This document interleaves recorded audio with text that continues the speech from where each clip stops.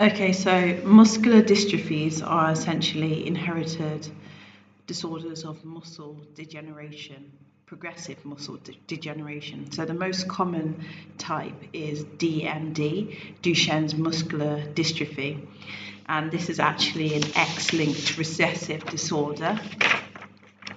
So you can see from this Punnett square here, it means that women can be carriers but not affected, but if the male gets the affected chromosome from the mother, then they will be affected. Males can't be carriers, and the only way a female can be affected is if the father also was affected by Duchenne's. So again, you can see that this male here is affected because they inherited this gene from the mother. So Duchenne's occurs as a result of a deletion of the dystrophin gene. So dystrophin is really important. It connects the cytoskeleton of muscle fibers to the extracellular matrix. And when there's a deletion of this gene, then obviously dystrophin is not produced. And this essentially leads to muscle necrosis.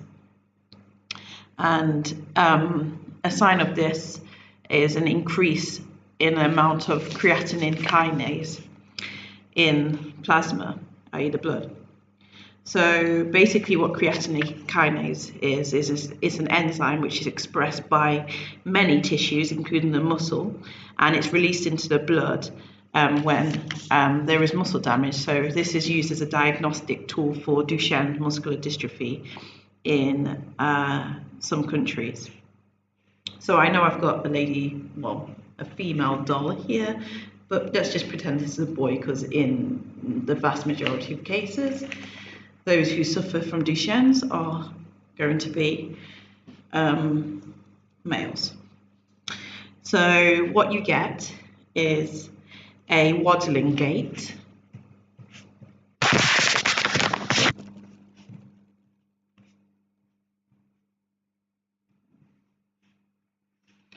And you may get plus or minus language delay.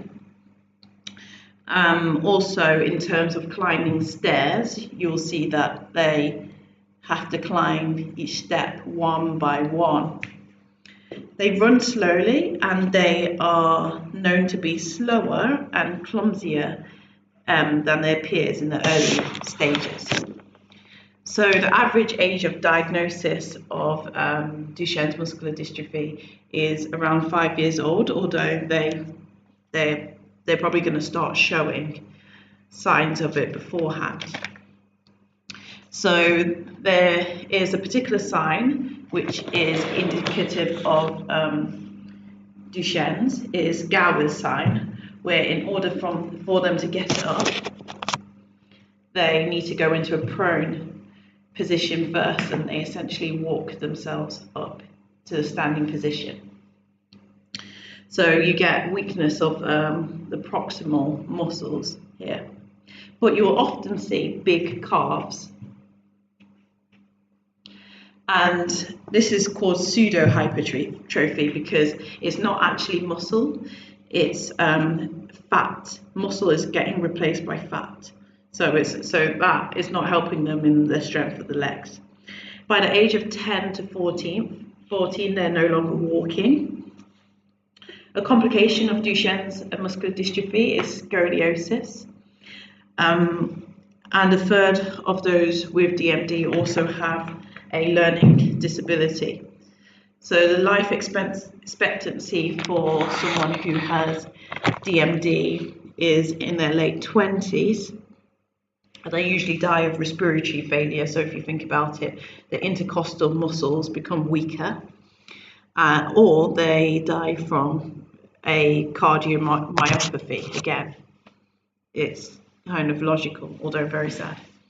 So the management of Duchenne's includes physio, which will help with any contractures, as in restrictions to the muscles, tightening of the muscles. And physio can be used alongside splints.